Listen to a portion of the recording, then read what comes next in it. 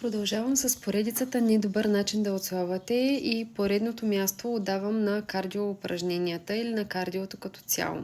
Ако бягате за спорт, ако бягате за удоволствие, ако бягате за движение, продължавайте да го правите същия дух.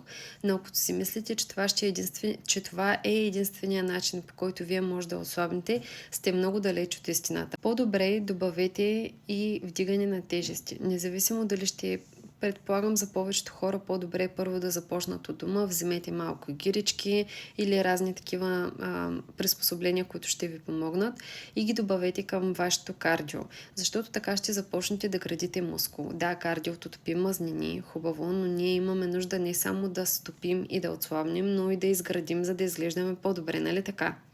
Още по-добре би било, ако това се съчетае с някакъв вид разтягане. Дали ще са отново разтягане от дома или ще започнете да ходите на йога или на пилатес.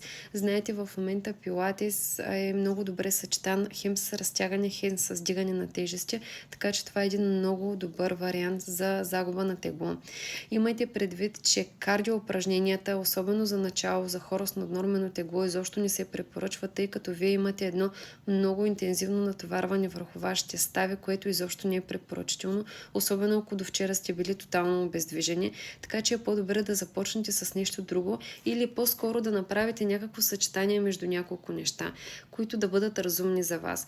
А когато имате изграден мускул, както казах, благодарение на тежестите, които ще вдигате, тогава ще може да горите калории не само по време на правенето на кардио, дори докато гледате видео като това. Следете, за да достигне до повече хора тази информация и очаквайте продълженията по темата за начини за отслабване, удачни или неудачни.